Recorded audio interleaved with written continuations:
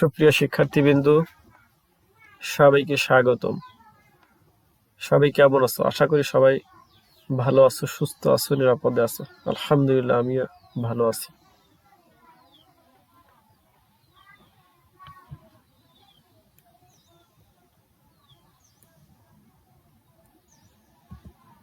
আমি মোহাম্মদ মাসুদুর রহমান, প্রভাষক হিসাব বিজ্ঞান, সরাইল সরকারি কলেজ।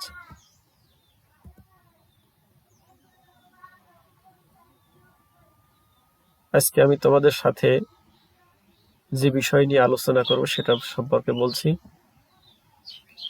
বিবি অনার্স প্রথম বর্ষ অর্থায়ন নীতিমালা, এইচএসসি ফিনান্স, ব্যাংকিং ও বীমা প্রথম পত্র। আজকের অধ্যায়ের নাম স্বল্প মেয়াদী অর্থায়ন। আজকের পাঠ শেষে যা কিছু জানা যাবে: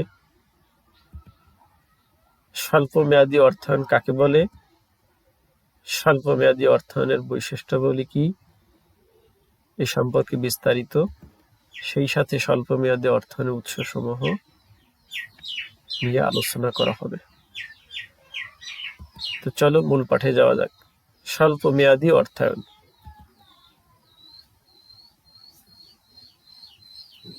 এক বছর বা তার চেয়ে কম সময়ের জন্য যে অর্থায়ন করা হয় তাকে স্বল্প মেয়াদী অর্থায়ন বলা হয়। এক বছর বা তার চেয়ে কম সময়ের জন্য যে অর্থায়ন করা হয় তাকে স্বল্প মেয়াদী অর্থায়ন বলা হয়, অর্থাৎ এর মেয়াদ এক বছর বা এর থেকে কম সময়ের জন্য হয়ে থাকে। স্বল্প মেয়াদী অর্থায়নের বৈশিষ্ট্যসমূহ। প্রথম বৈশিষ্ট্য, স্বল্প মেয়াদ। স্বল্প মেয়াদী অর্থায়নের মূল বৈশিষ্ট্যই হলো এর মেয়াদ সর্বোচ্চ এক বছর বা তার থেকে কম সময়ের হয়ে থাকে। উদ্দেশ্য, সাধারণত প্রতিষ্ঠানের চলতি মূলধনের অভাব পূরণের জন্য স্বল্প মেয়াদী অর্থায়ন করা হয়ে থাকে।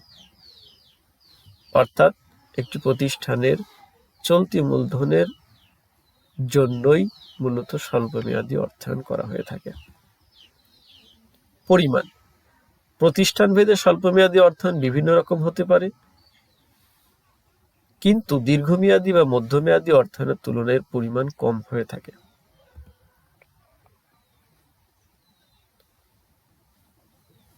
4 নম্বর, জামানত। ব্যবসায়িক সুনাম এবং ঋণদানকারী ব্যাংক বা প্রতিষ্ঠানের সাথে সুসম্পর্কের ভিত্তিতে স্বল্প মেয়াদী অর্থায়ন করা হয়ে থাকে। এক্ষেত্রে জামানতের প্রয়োজন হয় না। স্বল্প মেয়াদী অর্থায়নের মূল একটা বৈশিষ্ট্য হলো জামানত ছাড়াই এ জাতীয় অর্থায়ন করা যায়। 5, নবায়ন। স্বল্প মেয়াদী ঋণ সহজে নবায়ন করা যায়, যেহেতু ঝামেলা কম, সুতরাং সহজে এটা নবায়ন করা যায়। সহজলভ্য, মুদ্রা বাজার থেকে বা সহ ব্যবসায়ীদের নিকট থেকে সহজেই স্বল্প মেয়াদী অর্থায়ন করা সম্ভব হয়। স্বল্প মেয়াদী অর্থায়নের পর্যাপ্ত সংখ্যক প্রাতিষ্ঠানিক ও অপ্রাতিষ্ঠানিক উৎস রয়েছে। 7, কম আনুষ্ঠানিক। স্বল্প মেয়াদী অর্থায়নের ক্ষেত্রে আইনগত আনুষ্ঠানিকতা নেই বললেই চলে, অর্থাৎ এই জাতীয় অর্থায়নের ক্ষেত্রে আইনগত তেমন জটিলতা নেই।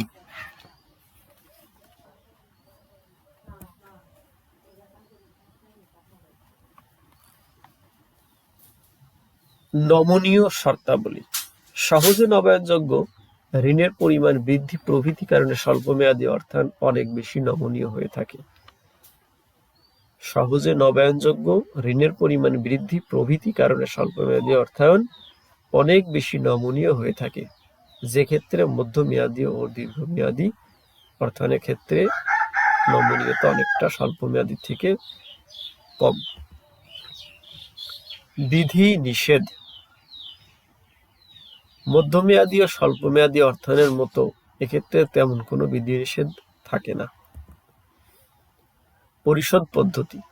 সাধারণত মেয়াদ শেষে এককালীন পরিশোধ করা হয়, অর্থাৎ স্বল্প মেয়াদী অর্থায়ন যে সময়ের জন্য করা হয় সে সময় শেষ হলেই পরিশোধ করা হয়ে থাকে। এবার আমরা স্বল্পমেয়াদী অর্থায়নের উৎস সম্পর্কে আলোচনা করার চেষ্টা করব। স্বল্পমেয়াদী অর্থায়নের উৎস।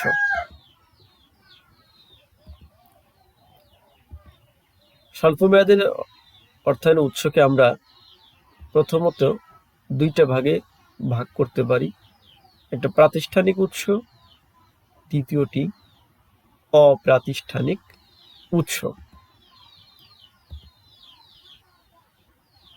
অপ্রাতিষ্ঠানিক উৎস এর মধ্যে রয়েছে স্বতঃস্ফূর্ত উৎস, বাণিজ্যিক কাগজ, অন্যান্য উৎস। প্রাতিষ্ঠানিক উৎস এর মধ্যে রয়েছে বাণিজ্যিক ব্যাংক,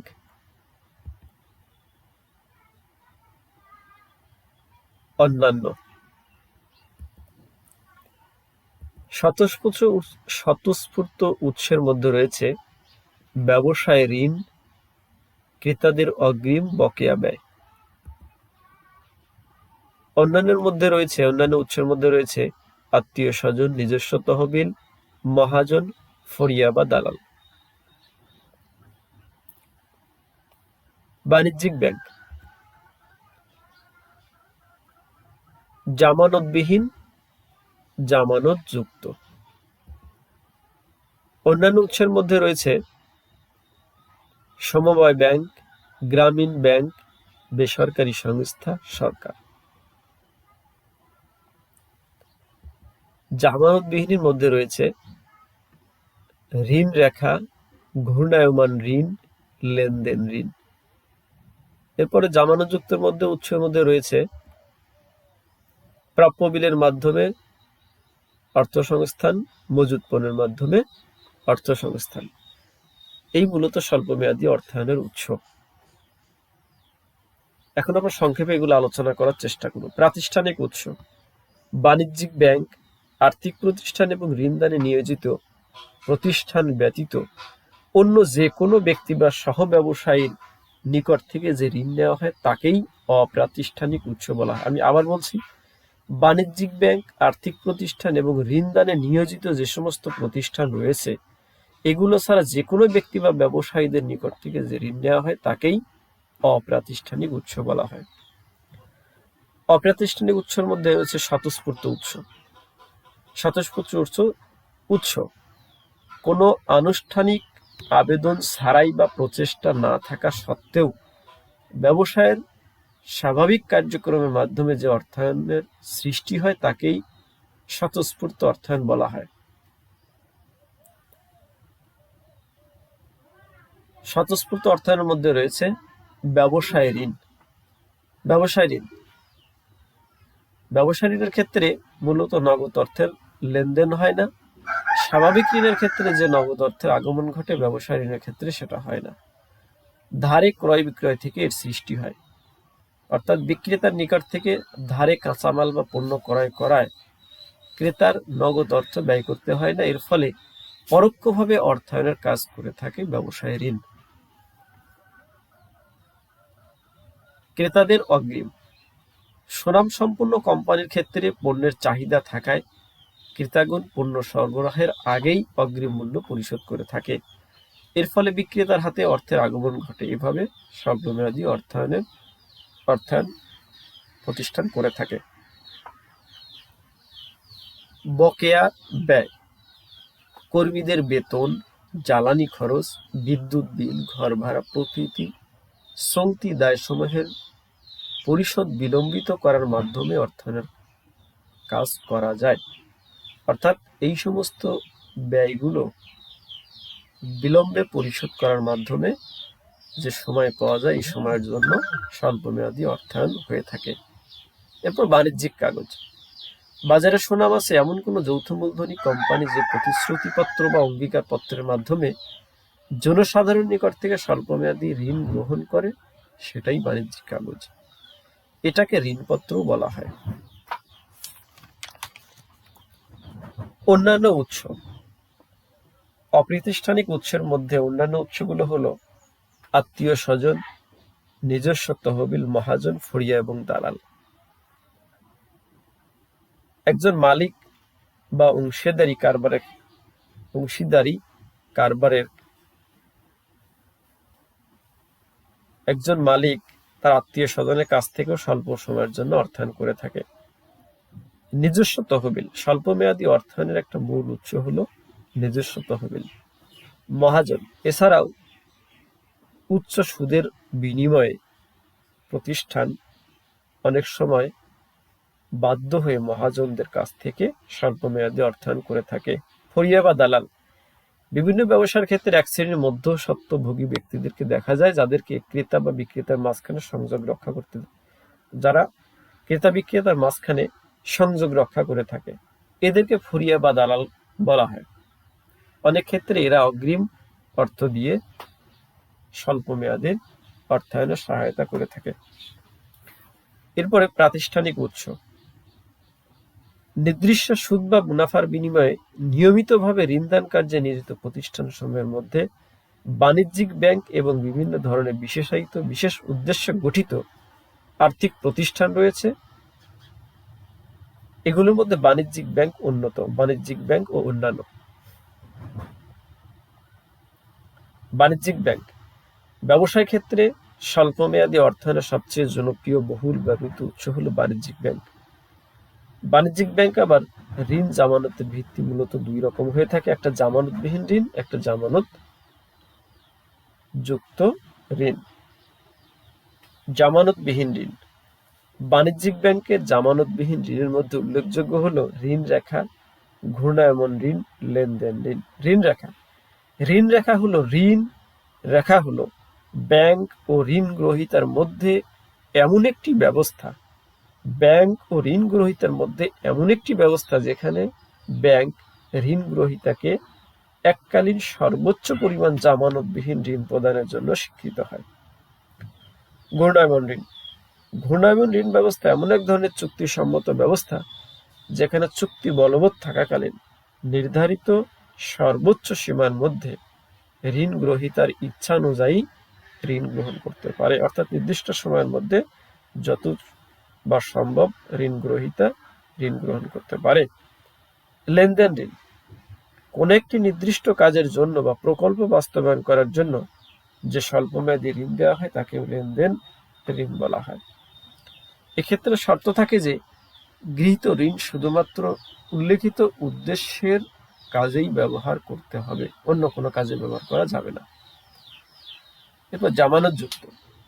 নির্দিষ্ট কোনো সম্পদ জামানত রেখে যে ঋণ দেওয়া হয় তাকে জামানতযুক্ত ঋণ বলা হয়। এই ধরনের ঋণ আবার দুই রকম হয়ে থাকে, প্রাপ্য বিলের মাধ্যমে অর্থায়ন, মজুত পণ্যের মাধ্যমে অর্থায়ন। প্রাপ্য বিলের মাধ্যমে অর্থায়ন। ব্যাংকের নিকট প্রাপ্য বিল বন্ধক রেখে এ ধরনের অর্থায়ন করা থেকে, আবার বিল বন্ধক না রেখে বাট্টায় ভাঙানোর মাধ্যমেও স্বল্পমেয়াদী অর্থায়ন করা যেতে পারে। মজুত পণ্যের মাধ্যমে অর্থায়ন। বাণিজ্যিক ব্যাংকের নিকট মজুত পণ্য বন্ধক রেখে যে অর্থায়ন করা হয় বা ঋণ নেওয়া হয় সেটাই মজুত পণ্য অর্থায়ন। অন্যান্য প্রাতিষ্ঠানিক উৎস। এছাড়াও প্রতিষ্ঠান, সমবায় ব্যাংক, গ্রামীণ ব্যাংক, বেসরকারি সংস্থা, সরকারি সংস্থা থেকে স্বল্প মেয়াদের জন্য অর্থায়ন করে থাকে। মূলত এটাই ছিল স্বল্প মেয়াদী অর্থায়নের উৎস।